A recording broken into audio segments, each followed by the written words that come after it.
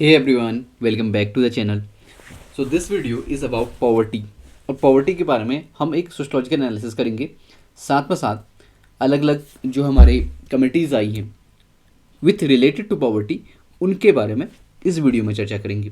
Now this video is important for any one who is interested in sociology और preparing for any examination, या फिर अगर आप general understanding भी चाहते हैं तो उसके लिए भी ये वीडियो आपके लिए हेल्पफुल रहेगा। सो स्टार्ट करते हैं। सबसे पहले पॉवर्टी को हम समझेंगे कि पॉवर्टी क्या होती है, देन उसके हम कमिटीज़ पे जाएंगे and why this topic is very important. So अगर हम देखें तो जो भी हमने गोल्स बनाए हैं, चाहे हम सस्टेनेबल डेवलपमेंट्स गोल्स की बात करें, सतत विकास लक्ष्यों की बात करें, या फिर मिलेनियम डेवलपमेंट गोल्स की बात करें, या किसी भी गवर्नमेंट के एक एजेंडा में होता है कि वहाँ पर कम से कम लोग पुअर हों, यानी कि लोगों को उबारना पॉवर्टी से, वो बहुत बड़ा चैलेंज होता है। नाउ ये गोल जो है, जो एसडीडी गोल्स में भी शामिल है कि 2030 तक 2030 तक हम पॉवर्टी को हर फॉर्म्स में हटा दें। ऐसा क्यों है? क्यों हम चाहते हैं कि पॉवर्टी बिल्कुल हट जाए? क्योंकि अभी भी हम देख रहे हैं कि 700 मिलियंस पीपल, जो कि बहुत बड़ा लार्ज नंबर है, वो अपनी बेसिक नीड्स में हमारी आती है हेल्थ, एजुकेशन, सैनिटेशन की फैसिलिटीज़, वाटर की फैसिलिटीज़, तो ये इससे बहुत ज़्यादा स्ट्रगल कर रही है। बहुत बड़ी पॉपुलेशन, सिर्फ इंडिया की बात नहीं, वर्ल्ड वाइड लेवल पे 70% of the global total extreme जो पीपल हैं वो, यानी कि अगर आप एक एस्टीमेट देखें दुनिया में जितने भी पुअर हैं, ये अगर टोटल नंबर है सारे पुअर्स का, तो उसमें साउथ एशिया और सब सहारन अफ्रीका में सबसे ज़्यादा पॉवर्टी है। तो ये तो रीज़न ऐसे हैं जहाँ पर कि हमको पॉवर्टी बहुत अधिक मात्रा में देखने को मिलती है। और अगर आप देखें तो साउथ एशियन कंट्री के रूप में हम इंडिया को भी देखते हैं, इंडिया, बांग्लादेश, पाकिस्तान, अफगानिस्तान और भी सारी कंट्रीज। तो यहाँ पर पॉवर्टी एक चुनौती के रूप में हमारे सामने है।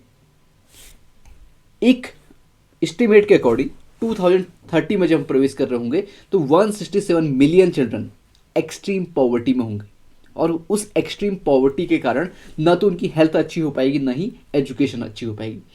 सो ये बहुत बड़ा मुद्दा है। भारत के कंटेक्स्ट में हम धीरे धीरे देखेंगे कि किस तरीके से पॉवर्टी को हमने देखा, मेजरमेंट किस तरीके से करते हैं। तो इसके लिए कि हम किस तरीके से डिफाइन करेंगे कि कितने लोग पॉवर्टी, कितने लोग गरीब हैं और कितने अमीर हैं, तो there should be some line. इसे हम कहते हैं पॉवर्टी लाइन, गरीबी रेखा। तो कुछ लोग जो गरीबी रेखा से नीचे हैं उनको पुअर मानते हैं, गरीबी रेखा से ऊपर हमारे नॉन पुअर। यह पर कैपिटा कंजम्पशन पर बेस्ड हो सकती है कि कितना आप कंज्यूम कर रहे हो, या फिर एक दूसरा मेथड होता है कि कितना कैलोरी इनटेक कर रहे हो। तो दो बेसिस पे हम मानते हैं कि कितना आप खर्च कर रहे हो, कितना पैसा एक दिन में आप खर्च करते हो, और दूसरा कितना आप कैलोरी इनटेक करते हो, क्या वो आपके लिए सफिशिएंट होता है। तो इस बेसिस पे हम पॉवर्टी लाइन को डिफाइन करते हैं। इसके लिए सबसे अगर हम इंडिया पे देखें तो इंडिया में जो पॉवर्टी एस्टिमेशन अभी करता है दैट इज डन बाय नीति का फुल फॉर्म है national institute for transforming India. तो इसके द्वारा हमारा सर्वे कराया जाता है। सर्वे जो डेटा कैप्चर किया जाता है that is by National Sample Survey, जो कि Ministry of Statics and Programme Implementation के अंतर्गत एक संस्था है जो कि हमारे जितने भी सर्वेज होते हैं जितने उसको कराने का कार्य करती है।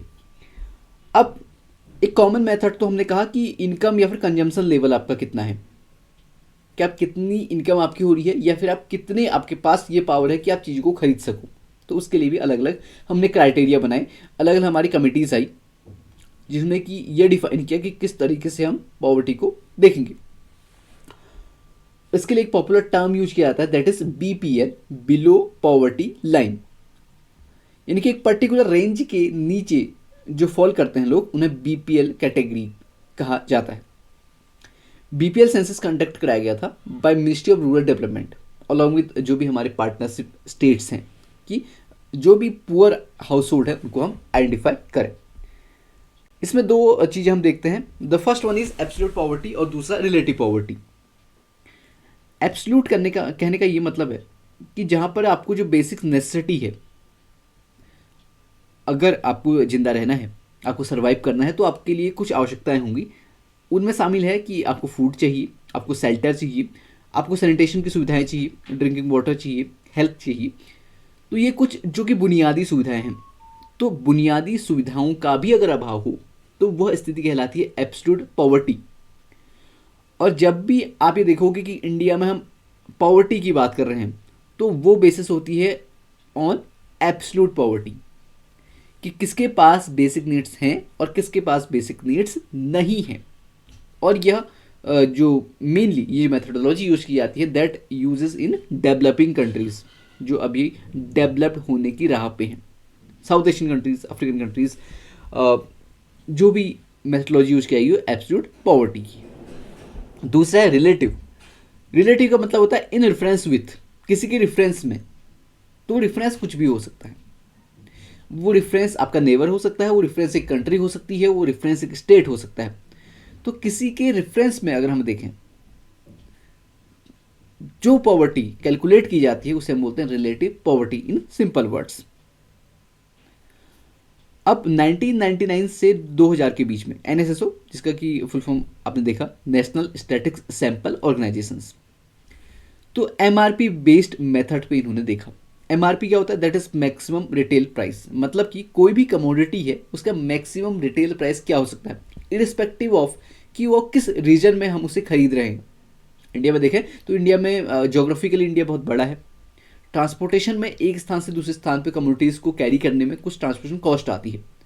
तो उस कॉस्ट को भी कवर करते हुए एक एमआरपी सेट की जाती है कि इसके अब आप जो भी कम्युनिटी है उसको नहीं बेच सकते हैं। तो वो मेथड्स एनएसएसओ ने अपनाया है। नाउ पॉवर्टी की जब बात की गई तो ऐसा नहीं है कि अभी अभी हमने पॉवर्टी की बात की नहीं, लेकिन बिफोर इंडिपेंडेंस भी, क्योंकि इंडिया हमेशा से गांव का देश रहा है, रूरल पॉपुलेशन यहाँ पे बहुत अधिक रही है और rural population mainly agriculture based रही है। और एग्रीकल्चर बेस्ड होने के कारण मनी इकोनॉमी या फिर हम कहें मार्केट, उसका थोड़ा सा प्रभाव कम है और लोग अधिकतर पॉवर्टी में ही जी रहे थे। सबसे पहले दादा भाई नौरोजी, इनकी बुक बड़ी इंपॉर्टेंट है। बुक इन्होंने लिखी थी poverty and un British rule in India. This book is most influential book when we study about the poverty. तो इन्होंने कहा, ना देखिए कि जब ये कहते हैं कि ₹16 टू ₹35, ये एक वेग आइडिया है, बहुत क्लियर नहीं है कि पर कैपिटा पर ईयर, प्रति व्यक्ति प्रति वर्ष अगर कोई कमाता है तो वो पॉवर्टी लाइन पे नहीं है। उससे नीचे अगर कोई कमाएगा तो वो पॉवर्टी लाइन में आएगा। तो एक एस्टिमेशन था, अर्ली एस्टिमेशन था, ठीक है, 16 से नीचे और 35 से नीचे। ये एक वेग आइडिया है, बहुत अधिक स्पष्ट नहीं होता है इसमें, लेकिन एक प्रयास किया गया था, पहला प्रयास किया गया था, दैट इज बाय दादा भाई नौरोजी। बुक का नाम poverty and un British rule in India. Now ये जो प्रपोज की गई थी लाइन, दैट इज कि मिनिमम आपकी रिक्वायरमेंट क्या क्या होती हैं, आपको अगर जिंदा रहना सब्सटेंस के लिए क्या क्या चीज़ें चाहिए। तो आपको राइस चाहिए, दाल चाहिए, मटन चाहिए, वेजिटेबल्स, घी, वेजिटेबल ऑयल्स। तो उनके जो भी तब के कोरस्पॉन्डिंग प्राइसेस थे उनको कैलकुलेट करके एक एस्टिमेट बनाया गया था कि ये हम एक लाइन सेट करेंगे, बिलो जो ये होंगे वो बिलो पॉवर्टी लाइन हम कहेंगे। नाउ इन 1938 जो नेशनल प्लानिंग कमेटी एक बनी। नेशनल प्लानिंग कमेटी ने जो रेंज रखी that is ₹15 to ₹20 per capita per month. पहले देखिए कि पर ईयर देखा गया था, अभी पर मंथ हम शिफ्ट कर रहे हैं कि कितना मिनिमम स्टैंडर्ड्स हमको चाहिए होगा अगर हमने एक ठीक ठाक जिंदगी जीनी है, सर्वाइव करना है। सर्वाइवल के लेवल की बात हो रही है, बेसिक नीड्स की बात हो रही है।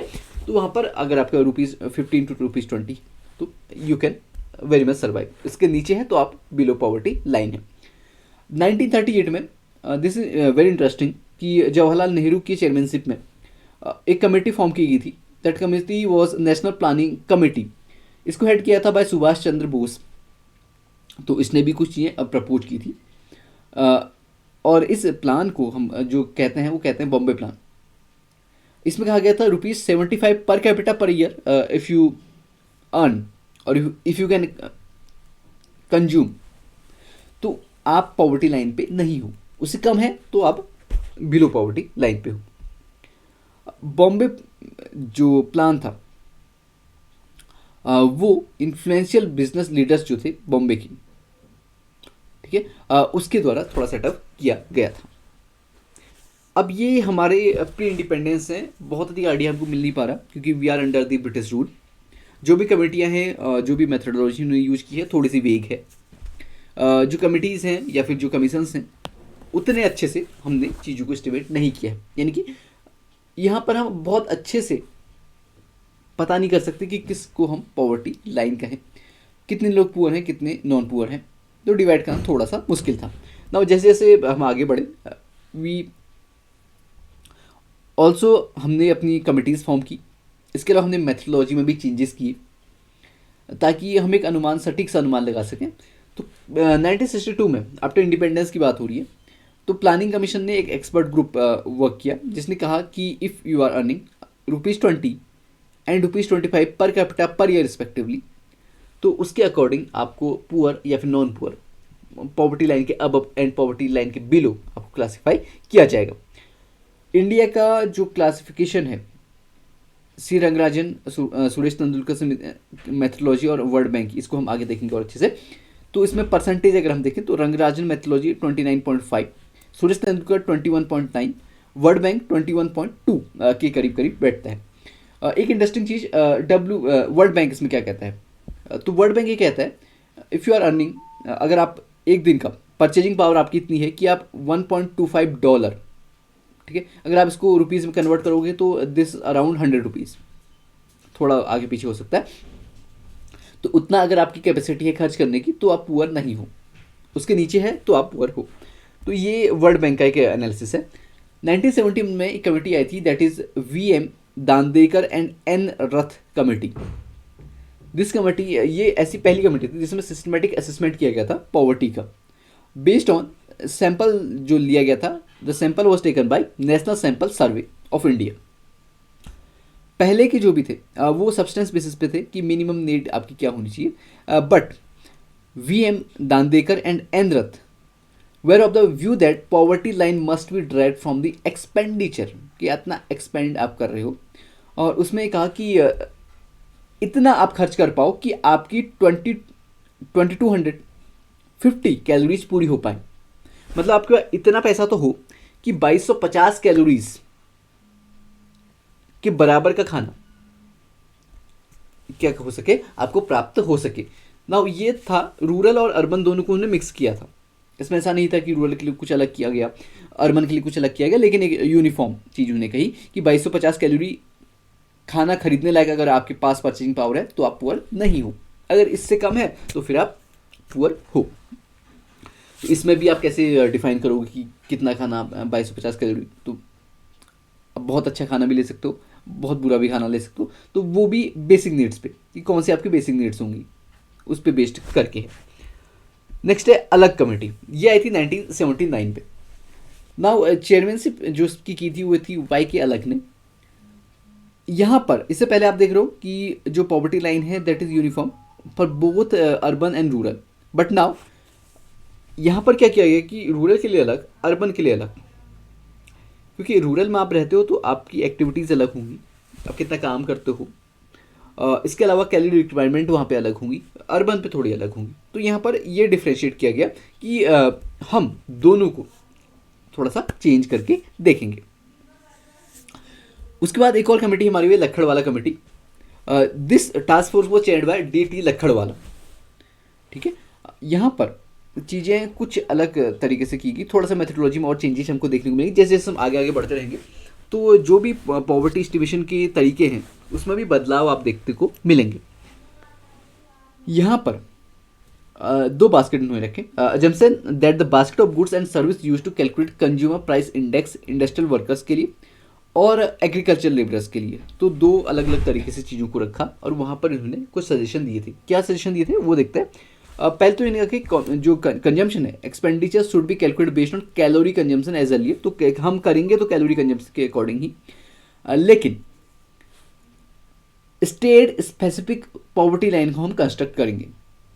ऐसा इसलिए क्योंकि हर स्टेट में या फिर हर रीजन पे हमारी पॉवर्टी का लेवल अलग अलग रहता है, तो हम अलग अलग एक पॉवर्टी लाइन को ड्रॉ करेंगे कि यहाँ पर इस तरीके से है, अर्बन के लिए, रूरल के लिए अलग। उसके बाद 2009 में यहाँ से ये कमेटी बड़ी इंपॉर्टेंट हो जाती है, that is known as Tendulkar committee, 2009 पे आई थी, हेडेड बाय सुरेश तेंदुलकर। इसमें हमने देखा कि जो मेथडोलॉजी है, पहले की शॉर्टकमिंग्स हैं, जो भी हमारे फ्लॉज रह गए थे, उनको चेंज करने का प्रयास किया और एक नई मेथडोलॉजी के साथ, नए पर्सपेक्टिव के साथ चीज़ों को देखा जाने लगा। तो जब एक हमने पुराने जो तरीके अपनाए थे, बड़े पुराने ऑब्सलीट हो गए थे, ठीक। कंजम्पशन पैटर्न अगर हम देखें 1973 1974, जो एक लाइन बास्केट बनाई थी, गुड्स एंड सर्विस इतने के होने चाहिए, तो वो भी चीज़ें चेंज होती हुई मेरे को नजर आए। कंजम्पशन पैटर्न जो पुअर्स का पहले था और अभी है, उसमें भी हमको चेंज देखने को मिला। तो कंजम्पशन पुराने पैटर्न्स थोड़ा सा एक कह सकते हैं कि उनका कोई मतलब नहीं रह गया, या फिर वो समय के साथ ऑब्सलीट हो गए। दूसरा, इन्फ्लेशन एडजस्टमेंट। अब एक चीज़ आप देखेंगे कि इन्फ्लेशन मतलब महंगाई, कि पहले कोई चीज़ अगर 100 की मिलती थी, मान लेते हैं कि व्हीट फ्लोर आपका 5 kg 100 रुपीज़ का मिलता है पहले, अभी वो 300 है, तो इन्फ्लेशन का हमको सीधे सीधे असर देखने को मिला। अब जो इन्फ्लेशन होता है, जो महंगाई होती है, ये दो तरीके से बढ़ती है। एक तो समय के साथ, विथ टाइम, ये कि जो 2011 में प्राइसेस होंगे व्हीट फ्लोर के, और अभी अगर हम कंपेयर करें 2023 में, तो यहाँ पर बहुत अधिक अंतर हमको देखने को मिलेगा। दूसरा, जो इन्फ्लेशन बढ़ती है, वो बढ़ती है विथ रीजन स्पेटियलिटी, यानी कि जो प्राइसेस उत्तराखंड में होंगे वो जम्मू एंड कश्मीर में नहीं होंगे, वहाँ थोड़ा सा प्राइसेस और इन्फ्लेटेड होंगे। तो with time and with region, with across region भी हमको इन्फ्लेशन देखने को मिलता है। तो इसको भी हमको कंसिडर करना होगा when we are constructing a poverty line. अगली चीज़ कि जो हेल्थ और एजुकेशन एक्सपेंडिचर है, क्योंकि हेल्थ एंड जो एजुकेशन एक्सपेंडिचर है, that is also a basic need, तो वहाँ पर भी इन चीज़ों को भी देखना पड़ेगा और उसके अकॉर्डिंग हमको क्या करना पड़ेगा, पॉवर्टी लाइन को कंस्ट्रक्ट करना पड़ेगा। तो क्या रिकमेंडेशन थी? पहली रिकमेंडेशन ये थी कि शिफ्ट करें हम calorie consumption based poverty distribution को, कि आप एक सेम अमाउंट ऑफ कैलोरी किसी सीरियल से, मीट से या फिर मिल्क से, किससे आप ले रहे हो, तो उससे भी फर्क पड़ेगा कि उसकी प्राइस कितनी है। तो that is one thing. The other thing is कि वेजिटेबल्स आइटम्स के अलावा नॉन वेजिटेबल्स आइटम्स जो है, या फिर ऐसी चीज़ें जो हमारी नेसेसिटी हैं, लाइक फूड एक नेसेसिटी है, उसके अलावा अगर आप देखो तो फ्यूल एक नेसेसिटी है, क्लॉथिंग है, फुटवेयर है, एजुकेशन है, तो उनको भी कंसिडर करना पड़ेगा। अगली चीज़, इससे पहले हमने एक चीज़ बात की थी कि हम हर स्टेट के लिए अलग अलग पॉवर्टी लाइन बनाएंगे, बट यहाँ पर तेंदुलकर कमेटी रिकमेंड किया कि एक यूनिफॉर्म पॉवर्टी लाइन बास्केट बनाएं पूरे इंडिया पर। तो ये all India poverty line 2004 and 5 में, तो इन्होंने कहा कि 446 पर कैपिटा पर मंथ, अगर आप रूरल एरियाज में इफ़ यू आर एक्सपेंडिंग, अगर आपके पास इतना आप खर्च कर रहे हो तो आप पुअर नहीं हो। इसी तरीके से 578 per capita per month in urban areas, अगर आप इसको 30 से डिवाइड करोगे तो पर डे का आपका आ जाएगा। उसके अलावा प्राइवेट एक्सपेंडिचर की भी यहाँ पर बात की गई कि प्राइवेट एक्सपेंडिचर चाहे आप हेल्थ पे करो, एजुकेशन के करो, तो वो भी पॉवर्टी डिस्ट्रीब्यूशन में हमारा इंपॉर्टेंट रोल प्ले करता है। इसके अलावा मिक्स रेफरेंस मेथड, यहाँ पर मिक्स रेफरेंस पीरियड इन्होंने अपनाया था कि एक ही पीरियड, यूनिफॉर्म पीरियड नहीं लेंगे इन्फ्लेशन को अकाउंट में रखते हुए और सारी चीज़ों को अकाउंट में रखते हुए, तो अलग अलग हम रेफरेंस पीरियड को रखेंगे यहाँ पर। Then one more thing, that is price adjustment procedure, कि एमआरपी पे हम चीज़ों को करेंगे, प्राइस को एडजस्टमेंट करके एक पॉवर्टी लाइन को बनाएंगे, क्योंकि हमने देखा कि जो इन्फ्लेशन होता है स्पेटियली और टेम्पोरली दोनों तरीके से बढ़ता है, विथ टाइम भी बढ़ता है और विथ रीज़न भी बढ़ता है। तो तेंदुलकर कमेटी हम देखें तो purchasing power, in terms of purchasing power, उन्होंने कहा कि अगर 33 रुपीज़ पर डे के अकॉर्डिंग आपकी वो है तो आप पुअर नहीं हो। पीपीपी क्या होता है कि आप कितने, अगर आपके पास, अगर एक सिंपल सा एग्जांपल, जैसे कि अगर आप इंडिया पे मिल्क लेते हो तो दैट इज़ अराउंड 60 रुपीज़, और अगर आप यूएसए में वो लोगे तो मान लेते हैं कि हम $2 का है, दैट इज़ अराउंड 160 रुपीज़। अगर हम कन्वर्ट करें तो आप कितने करेंसी की वैल्यू क्या है, कितना आप उससे गुड्स खरीद सकते हो, गुड्स और सर्विसेज को खरीद सकते हो, तो that is purchasing power parity. Then सबसे इंपॉर्टेंट जो कमेटी है that is Rangarajan committee. जो भी तेंदुलकर कमेटी ने रिकमेंडेशन दी थी, जो भी सजेशन दिए थे, उसका बहुत ज़्यादा बैकलैश हमको देखने को मिला, नेशनल आउटरीच हमको देखने को मिला। तो उसके बाद रंगराजन कमेटी को हमने देखा। रंगराजन कमेटी ने कहा कि अब इसके हम रिकमेंडेशन देखते हैं ना। बात तो ये पॉवर्टी की ही करेगी, लेकिन कुछ रिकमेंडेशन और चेंज हो जाएंगी। पहले तो मेथडोलॉजी चेंज हुई इसकी, किस तरीके से हम पॉवर्टी को मेजर करेंगे, that methodology was changed. Methodology में क्या कि अभी हम देखते हैं कि दो तरीके के, दो लेवल पे हम पुअर कंसिडर कर सकते हैं, एक तो नॉर्मेटिव और दूसरा बिहेवियरल लेवल। किस तरीके से बिहेवियर चेंज भी हमको देखने को मिल रहा है जो देश के लोग हैं, तो उनमें किस तरीके जो कंजम्पशन पैटर्न है वो चेंज देखने को मिल रहा है कि अब किस तरीके से नॉन फूड जो एक्सपेंसेस हैं वो भी बढ़ रहे हैं, किस तरीके से उनका बिहेवियर एक दूसरी लाइफस्टाइल को चाहता है, तो उसके अकॉर्डिंग भी बिहेवियर पैटर्न्स हम देखेंगे। दूसरा नॉर्मेटिव पैटर्न्स, ठीक है। एक तो न्यूट्रिशनल रिक्वायरमेंट आपकी कितनी है कि आपको एक पर्टिकुलर एज, जेंडर और एक्टिविटी के अकॉर्डिंग आपको कितना न्यूट्रिशन चाहिए ना, ये वेरी कर सकता है रूरल और अर्बन रीजन्स में। दूसरा चीज़ आपका बिहेवियर क्या है, किस सोशियो इकोनॉमिक बैकग्राउंड से आप हो और किस तरीके से चीज़ें चेंज हो रही हैं, तो वो दो चीज़ें भी हमारी इंपॉर्टेंट हो जाएंगी। तो इसमें मेनली कि 2090 किलो कैलोरीज अर्बन एरियाज़ में, 2155 किलो कैलोरीज रूरल एरियाज़ में, तो ये कैलोरी की बात हो गई पहली चीज़। दूसरी चीज़ जो कंसिडर की गई, प्रोटीन रिक्वायरमेंट कितनी है। In rural areas it is 48 grams और अर्बन पे अगर देखो तो 50 ग्राम्स के करीब। फैट आपको कितनी चाहिए, तो 28 grams in urban and 26 in rural. Poverty threshold ये माना गया कि अगर आप 47 रुपीज़ से बिलो अगर आप कर रहे हो, अगर आप स्पेंड कर रहे हो इन अर्बन, तो आप पुअर नहीं हो, जबकि for the rural areas it is set to ₹32। तो ये चीज़ें आपको देखनी है ना। रंगराजन कमेटी ने जो मेथडोलॉजी अपनाई थी, उसके बाद जो पुअर्स थे उनकी संख्या में 19% की हमको इंक्रीजमेंट देखने को मिला था, और कहाँ पे, रूरल एरियाज़ पे, जबकि 41% पुअर्स बढ़ गए थे अर्बन एरियाज़ पे। अब ये किससे कंपेयर हम कर रहे हैं, जो हमने तेंदुलकर कमेटी देखी थी उसके in comparison to Tendulkar committee 19% more poor and 41% more poor in urban areas. तो ये चेंजेस हमको देखने को मिले, क्योंकि मेथडोलॉजी हमने चेंज कर दी, बहुत सारे और चीज़ें कंसिडरेशन में ले ली, तो पुअर्स भी चेंज हो गई, पॉवर्टी लाइन भी चेंज हो गई। अब इसमें कुछ और चीज़ें भी कंसिडर की गई थी कि 3 क्लॉथिंग्स को, फुटवेयर को, एजुकेशन को। इसके अलावा किस तरीके से edible oil, egg, fish, meat, vegetables आप कंज्यूम करते हैं, और इसके अलावा फूड आइटम्स किस तरीके से आपके पास हैं, तो these things also taken into the consideration.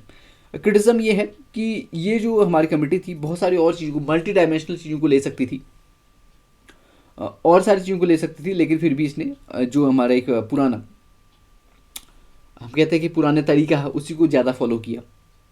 Social economic चीज़ों को नहीं लिया, या फिर किस तरीके से डेप्रिवेशन का अलग अलग मल्टी डायमेंशन हो सकते हैं उसको नहीं लिया, लेकिन एक मेनली इकोनॉमिक एस्पेक्ट ही ज़्यादा लिया, सोशल एस्पेक्ट को कहीं ना कहीं नज़रअंदाज कर दिया। तो ये कुछ चीज़ें थी जो कि हमने पॉवर्टी के बारे में देखी, एंड किस तरीके से इंडिपेंडेंस और पोस्ट इंडिपेंडेंस में पॉवर्टी को मेजर किया गया। डिफरेंट कमिटीज़ हमारी पॉवर्टी की कौन कौन सी हैं उसके बारे में देखा। आई होप आपको इस लेक्चर से चीज़ें समझ में आई होगी, आपके लिए यूजफुल रहा होगा। सो मिलेंगे इसके नेक्स्ट पार्ट में, जहाँ पर कि हम पॉवर्टी के बारे में अलग अलग टाइप की पॉवर्टी देखेंगे, और वहाँ पर we will focus more on sociological aspect. यहाँ पर हमने थोड़ा सा किस तरीके से स्टैट्स हैं या किस तरीके से कमिटीज़ हैं उसके बारे में देखा। नेक्स्ट वीडियो जो होगी वहाँ पर हम सोशलॉजिकली इसका एनालिसिस करेंगे। थैंक यू सो मच जुड़ने के लिए। अगर आपको ये लेक्चर पसंद आता है तो लाइक, शेयर एंड सब्सक्राइब आप कर सकते हैं। Thank you so much.